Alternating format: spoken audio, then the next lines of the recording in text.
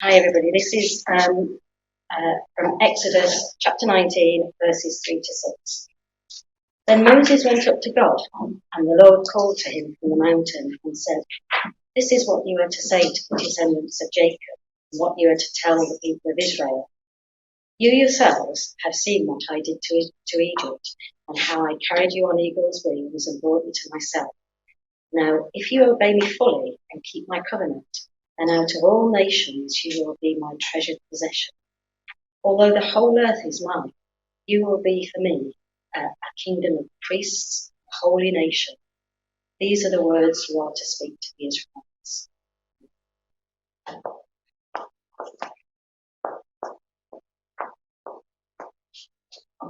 Okay, thank you, Karen.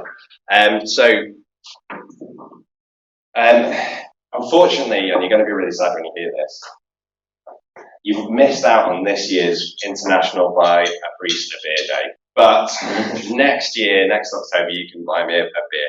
And it's, just a nice way to appreciate the priests in our lives. And if I was going to buy a beer for any church leader that I knew in my life, it would be a guy called Andrew Buchanan. Andrew Buchanan was the vicar of the church where me and Lizzie went to when we got married over in Chester. And he was a great guy with just a ton of passion. And one of the things I loved about Andrew was when he was preaching, he would put both hands on the lectern like this. And the more excited he got about something, he would start pushing it forward. And by the end of the service, he would literally be like halfway down the church. And so the people at the front have had to turn around to look at him. And the people who thought they were safe at the back now had the vicar, excitedly talking about them, at them. And one of the things that got Andrew really excited, and he was really keen that we did, was that we would go to each other's homes and share a meal. And something that he said every single time when he said this was that it doesn't have to be fancy, it can be beans on toast. And for some reason, our vicar Andrew was mad keen that we would go around to each other's houses and have beans on toast. And I had no idea why this meant so much to him, why he got so passionate about it, and why he talked about it quite so much. But today I do understand why that's so important and why Andrew got so passionate about it. But to understand why, first we have to rewind a few thousand years to the moment we've just read from Karen. Somewhere in the Middle East, out of Egypt, next to a holy mountain, the place of which we have now lost, as tends to happen with some holy places. They're so holy that people won't approach them, and then they eventually forget where they are. So that's the case with this one. But we're at a holy mountain, and at the bottom of the holy mountain are a freshly rescued bunch of people called Israel. So for hundreds of years, they were a nation of slaves in Egypt, of forced labor, until God forced Pharaoh's hand and rescued them out of Egypt. And what we're told all through that time is that these were God's people, but at this holy mountain, at this time, speaking through his person, Moses, God wants to make a special covenant with these people, with his people. And what we read in Exodus 19, verses 1 through 8, and specifically 4 through 8, is this covenant. It starts off with the shared history they have, the fact that God rescued these people out of Egypt. And then it says that there will be things you'll need to do as a people if you're going to be my people. So these are the ways you're going to have to behave, the things you're going to need to do. And then following that are the blessings that will happen as a result of that. And then finally in verse 8, this is read out to the whole people, and they enthusiastically agreed to enter into this covenant. And people much more knowledgeable and much more intelligent than me tell me that this is the format of an ancient Near East covenant, an agreement that would happen sometimes and often between kings. So, you're a king, you've got a kingdom, and there are a lot of other kingdoms around you, and they want to destroy you. So what you do is you go to another kingdom, and you draw up a covenant, which is, we will help each other out, we will protect one another. And we still have this kind of today, think of something like NATO. So if any country was to attack a NATO country, all the other countries in NATO would have their back, would watch out for them. It's what happened in World War II when you had Axis and the Allies. Different nations are lining up. And part of that would have been signing a covenant, signing an agreement to say, we will do this, and this will be the result of doing this. And we now we have entered into this agreement with one another. The much more famous covenant, which you would have heard about, is marriage. So marriage is a covenant. Marriage is this thing where two people come together and they're saying, okay, we're going to move beyond romance and friendship now. We're going to go into something much deeper. We're going to make agreements with one another. And that's what happens in the marriage service, is that promises are made to one another, that I will stick with you and look after you, even if you go broke, even if you get really unwell. Basically, no matter what happens, I'm going to stay with you and only with you. So in marriage, we have a covenant. Now, in the previous 2 weeks, we looked at how God created a good world. And it was good, and it was good, and it was very good. And human beings were in that, and they were close to God, and the world flourished, and human beings were given this job to make sure that the world flourished even more. And then last week, we looked at how this all fell apart, how this good creation, this good design got corrupted because we decided to choose our own path and to just find good and evil for ourselves and to go our own way. And that is not just about an event that happened, but it's a description of the world that we continue to live in. A world that was meant to be good, but has become corrupted. And many of the good things in it are being put to bad use. They're being misused. And what's really interesting is God does not destroy or give up on this world that he has created and got corrupted, but rather he's working hard to redeem it, to restore it, to fix it, to bring it back to the way that it was meant to be. And the way that he does this, which is really intriguing, is through this thing called covenant. So if you're following along with this book, that we all are doing, the next kind of few weeks, you're going to be in a section called covenant. Because covenant is God's primary way of restoring the world.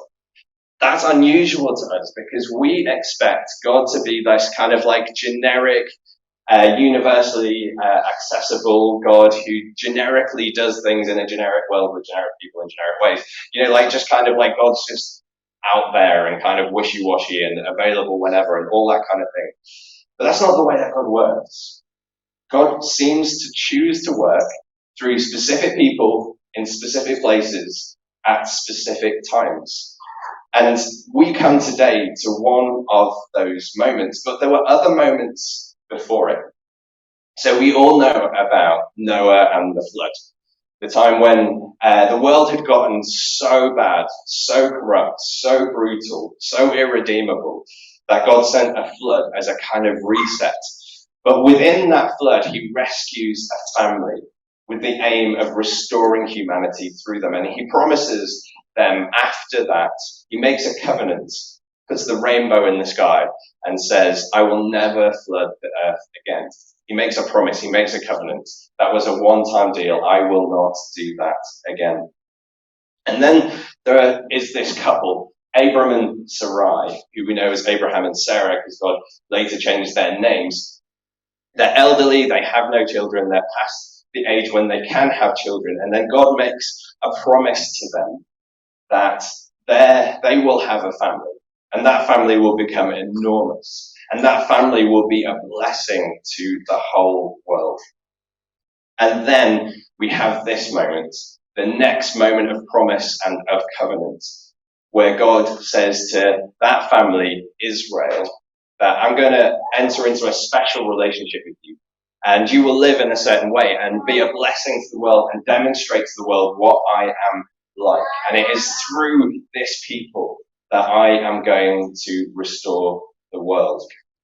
So rather than God kind of acting just generally out there in the world, he chooses these specific people and places to do his work through them. And he does it through covenant, by coming into an agreement, a two-way agreement. And he asked Israel at this point, do you want to enter into this agreement with me? Do you want to make an allegiance with me? Do you want to partner with me in this? They have the choice to say no and to walk away, but they say yes, and they opt to walk into that agreement with him.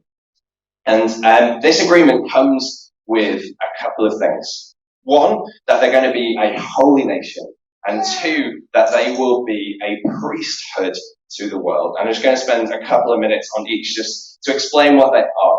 So in verses 5 to 6, it says, if you obey me fully and keep my covenant, then out of all nations you will be my treasured possession. Although the whole earth is mine, you will be for me a kingdom of priests and a holy nation. So it's that last bit, a holy nation.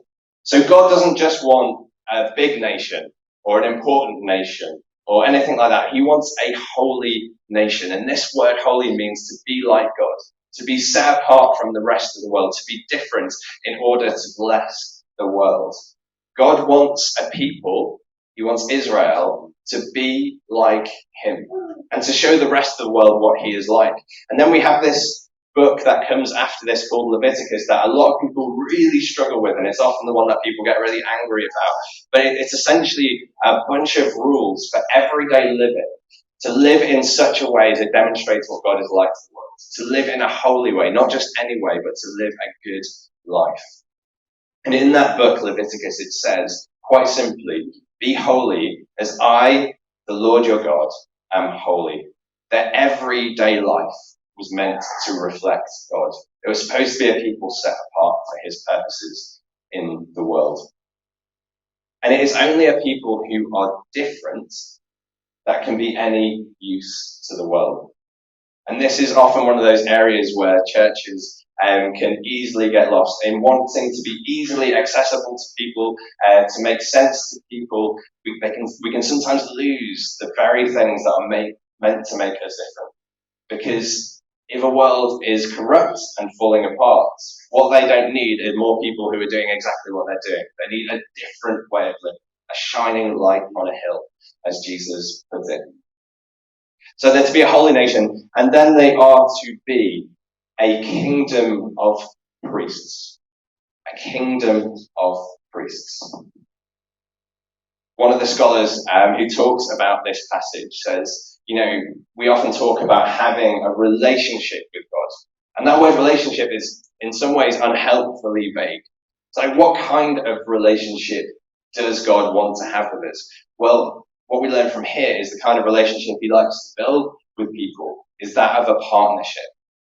That where we work together towards an aim, towards the restoration of broken things. The world was supposed to be blessed through this nation, and we see that happening. So, about Joseph's technicolor dream coat and all that kind of thing, and the songs came later. I'm afraid Joseph never sung those, but he did exist. He was around, and he had a rough start to his life, but this amazing thing happens that even though he's treated rough and taken into slavery himself, God blesses people through him. First of all, he works in this house, this household, and they flourish and they do really well because Joseph is there. And then he gets put unfairly in jail, but this amazing thing happens. He starts helping out around the jail, and the jail does really well because he's there. He ends up basically in charge of the prison where he is incarcerated. And then he gets noticed that this keeps happening around him, and he ends up the second most important person in the whole of Egypt, and ends up rescuing the entire region from a terrible famine, saving many lives, as it says a lot of times in the story of his life. So God picks out these people to live a different kind of life, and because they live this different kind of life, they end up blessing the world, and that's what a priesthood is. It's a people group who kind of are kind of God's stewards on earth. They stand in that midway point. They do God's work kind of on his behalf, representing him to the world, blessing the world on his behalf. But this holiness, this holy nation, this priesthood, can only happen because what God wants before all of that is intimacy with this people. He wants to be close to them. In verse 4, he says, I brought you to myself. Talking about the fact that he rescued them out of Egypt. He wanted them close to him. He brought them to, it's an intimacy kind of language. God's primary purpose for creating this people and for rescuing them is that they might enjoy each other, that they might be close to one another. And again, we can kind of see that in marriage. So anyone who's married here, right, think about when you were deciding whether to get married or not.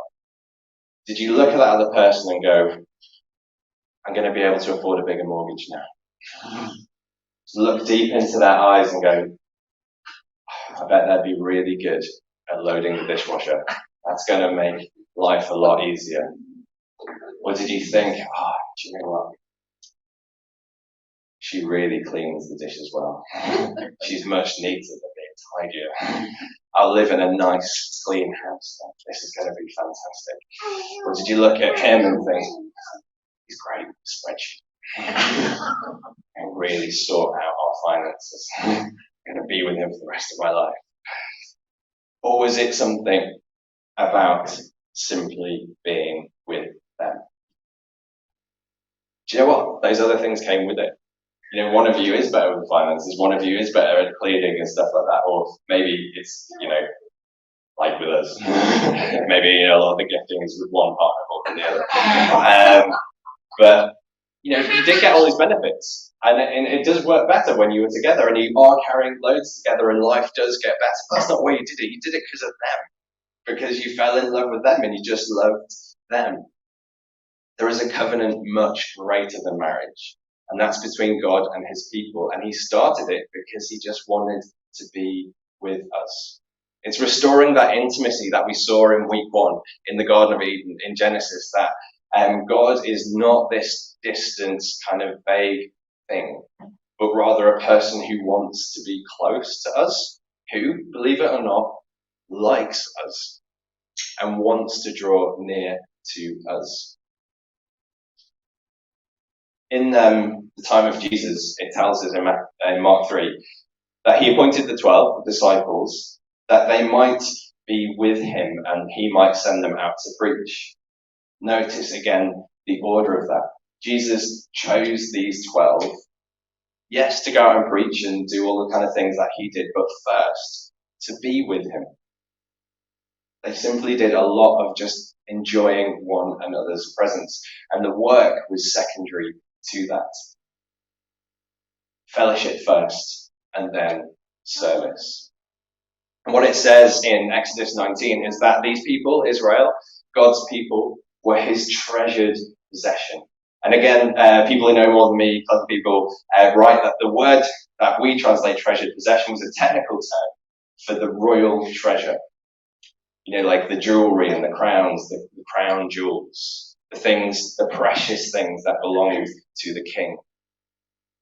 The nation were God's royal jewels, his treasured possession, his most precious thing. So this is God's rescue plan for the world. He is going to establish his people. They are going to live, he's going to be close to them, he's going to be intimate with them, like he was with Adam and Eve in the beginning. And they are going to be holy. They are going to represent God to the world, show a different way of living. And they're going to be a priesthood. They're going to be his people on earth, blessing the earth, restoring it back to the way it was meant to be. And so, understandably, the people are incredibly enthusiastic. And it tells us in verse 8, they sign right up for this. They say, yes, I am on board with this. But if you know the story of the Bible, this faithfulness to God, this intimacy, this covenant, this relationship doesn't last more than a few pages of our Bible. What we find not long after this is they built themselves a golden cow to worship. God, Yahweh God, the name that he revealed to them, was no longer good enough for them. They wanted something they could see that looked glitzy and glamorous, just like every other people group around them had. So they melted down all their jewelry and they made this golden calf and they worshipped it and they said that it was this golden cow that rescued them out of Egypt and not Yahweh. There's this thing that keeps happening through the Bible, that God makes a covenant, he makes a promise, he draws close, and then we're unfaithful. It's really interesting that there's a lot of different ways of understanding sin. This word that we don't like to talk about because it's controversial and it sounds judgmental. The Bible talks about it loads, and it talks about it in a lot of different ways. So last week when we looked at it as a kind of crossing the boundaries of the place in which we were supposed to inhabit. We weren't happy with as much freedom as we were given, and we wanted more, and so we crossed the boundary, and that was one way of understanding what sin is. Another way of understanding it that we see here is unfaithfulness. We have hearts that are prone to sleeping around, of not staying faithful to God, but chasing after other gods and other things and not him. And so it happened. And, this has always been a human trait. But there's a specific type of this trait that is happening quite a bit right now. So for Lizzie's birthday a few weeks ago, we went out to a restaurant, and it was a nice restaurant, so I booked it. And when I booked it, there was just warning after warning saying, please don't book if you're not going to turn up. Can you pay a deposit, please? And then a few days before we came, I got an email saying, please turn up, and if you're not going to turn up, could you let us know now? And then on the day, I got another email and a text message saying, please turn up, and if you don't turn up, can you let us know so someone else can have the table? And it's basically because there's a whole bunch of restaurants that are struggling, and some even going under, because people are making a booking and then just not turning up. And then way worse than that, I feel like horrifically bad for anyone who has to date right now. We've got a few friends who are in the dating world, and they'll be connecting with someone, and it'll be going really well, and then all of a sudden nothing. And the young people call this ghosting. I'm so old now, I have to refer to terms that I've learned about in the last few months. And this phenomenon now, like ghosting, just switching off the communication tap, just disappearing entirely. This is the opposite of covenant. This is the opposite of commitment. It's basically just using people until you're done, or until you get a little bit scared, or it becomes a little bit inconvenient and then gone. Not even having the skills to keep a table reservation at a restaurant. And whatever is happening under the surface, our world is forming us in this way. When you get trends like this across the board that didn't used to happen, it means the world is forming us in such a way, or deforming us in such a way that we're becoming like that in general. So even if you're not the kind of person who would do that, you are swimming in the culture of a world that is making people into that. We now live in a world that is encouraging people to ghost and to not turn up for the table reservations. And again, sadly, with skyrocketing divorce rates, where the most famous covenant is simply not kept anymore. And that, of course, is zero judgment on anyone who's been through that horrific process themselves. And it is horrific. It's more that the water we swim in right now is anti-covenant, anti-commitment. We've lost the skills to stay with someone. And a lot of that is simply because other people are super inconvenient. And they're not there when you need them, and they don't want to do the same things that you want to do. And it's annoying and irritating that they're not like as convenient as your phone, which does whatever you want it to do. Or, think about the fact that, when I was a kid, again, aging myself, but was anyone else of the age where when you were a kid there were 4 channels and 1 TV in the house? Okay, right, yeah, there were 4 channels, 1 TV, and that meant that you had to sit down with the Radio Times at the start of the week and decide who got to watch what. When Channel 5 launched, mind blowing, Spice Girls and everything, it was incredible, what a time to be alive. And if you missed your slot, you missed the program. That was it. There's no choice. But now we live in this world where we're kind of like served and waited on hand and foot, like where every one of us is like Caesar reclining on his like sofa being fed grapes. It's like, I watch this video now and I will watch this program now. And the greatest inconvenience is choosing which streaming service to have. Do you know what I mean? It's kind of like the whole world is forming us around convenience. And when we get used to convenience, people are horribly inconvenienced. And so when it gets to the extreme, we ghost them. Done with you. And marriage itself is like often portrayed, like tune into this in TV and stuff like that. Marriage is often portrayed as a negative thing, as a prison, as somewhere that traps people, as somewhere that makes people miserable and unhappy. But the truth is, and it's written into our design in Genesis 1 as we looked at, we only thrive when we have intimacy. We only thrive when it's not all about us, but we are connected to another. The two covenants that I have entered into in my life, with Jesus when I got baptized and with Lizzie when I got married, are the two most life-giving things in my whole life. The two things that make me happiest. And also the two most inconvenient things in my life. Lizzie doesn't even like sci-fi. She doesn't like zombie films. My goodness. We have to find a midpoint. Modern Family. Both like Modern Family. We can both watch Modern Family. And then occasionally go to bed early and I'll watch a zombie film. But we're unlike each other. We operate in different ways. She likes all of these crazy foods that I don't like. And then I got to like the crazy foods and now I like a lot of crazy foods. And actually it was really good for me.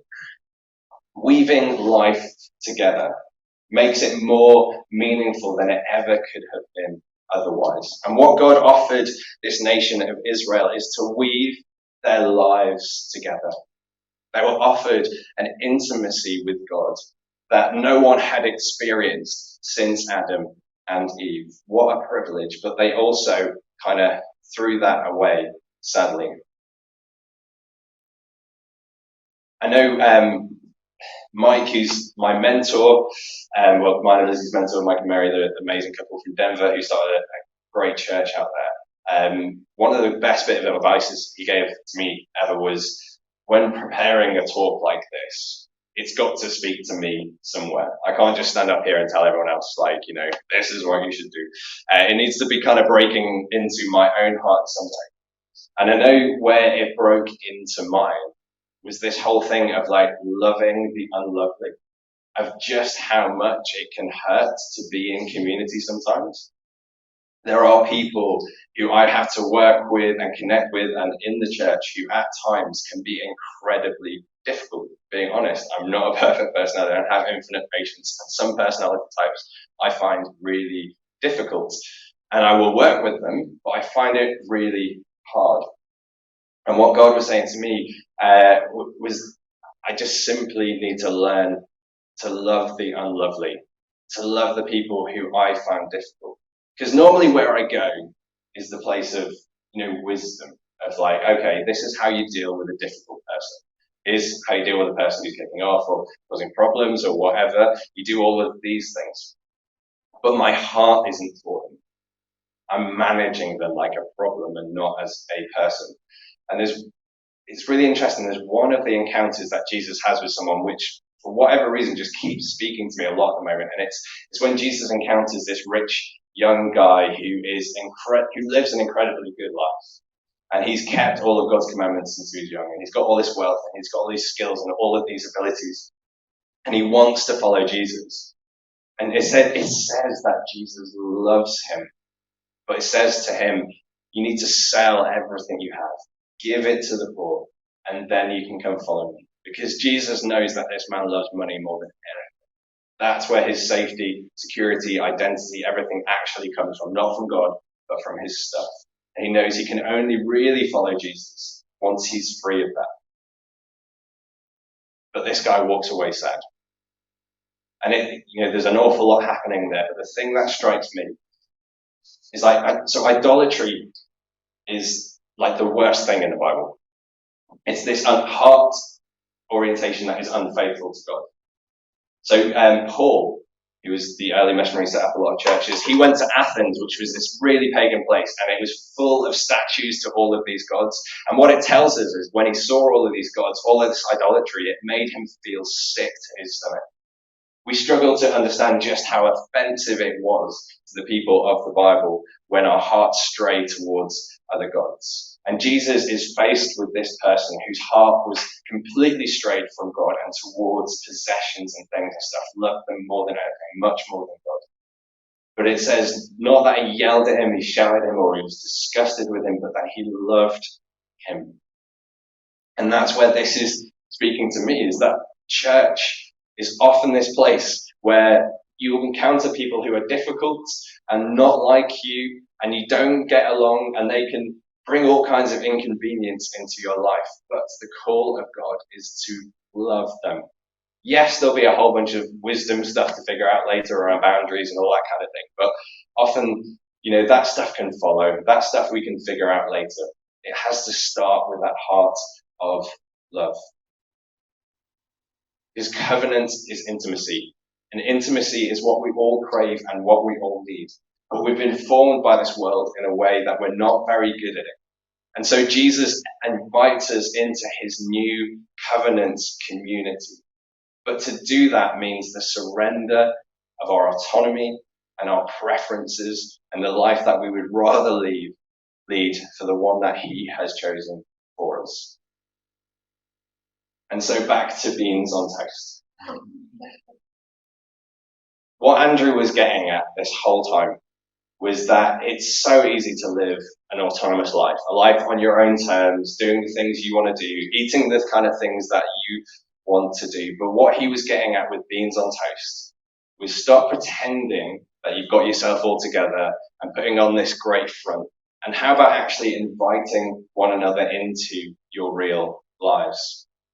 Like a couple of years ago, Lizzie was really ill with arthritis, just been diagnosed, didn't have the medication sorted, and Lizzie was basically bedbound for a good long while.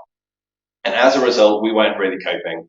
Around our house was messy, things weren't getting done, the garden was all over the shop, and we lived on a cul-de-sac with people who had nothing else to do but garden, and so we looked horrific, and all of that kind of stuff. And then two people, Paul and Beth, from our church, just turned up one day, knocked on the door. Paul brought his lawnmower along, sorted out our garden. Beth just started hoovering around the house. And it was uncomfortable because they came into our mess. They came into the fact that we were not coping and that things were all over the place. But we needed that so much at that time, and they loved us well. And that is the kind of covenant community that God is creating. And there's a whole bunch of theology around this, which I won't bore you with. But the reason we split the Bible into Old Testament, New Testament, another way of wording that, Old Covenant, New Covenant. In Jesus, all the covenants that were broken were remade. And all of the human beings who had been unfaithful to God were finally fixed through the human being who was faithful, who was obedient. This is why Jesus was so important, and why it's so important that he was both God and man. Because he was faithful. He kept the covenant as a human being. And in so doing, maintains that covenant with God. And so we now enter into that covenant through baptism, through faith, through trust in Jesus, through following Jesus. We come into this new covenant community.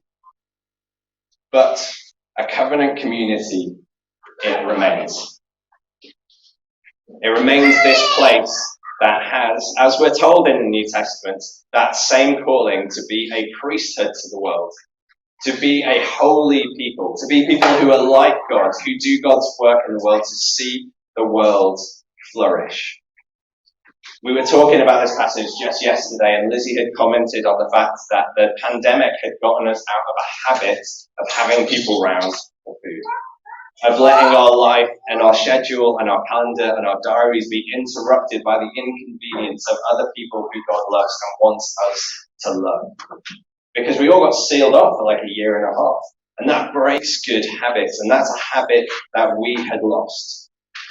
So perhaps the invitation from Jesus for us this week is quite simply to allow ourselves to be interrupted once this week, to let go of our own precious plans for one moment, for one person, just one time this week. We've got a friend who keeps this as his rule of life. I think for him it's every day.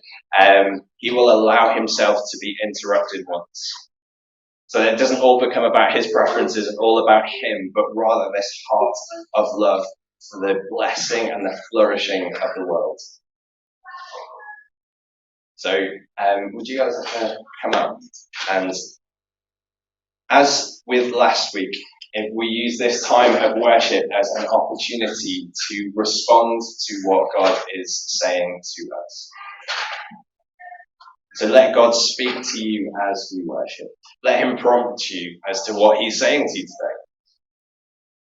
Is there a particular person that is quite difficult that you need God to help you love them? Do you want to take up this challenge of being interruptible this week? Do you want to have someone round church for beans on toast and not be spectacular? So as we worship, let's pray.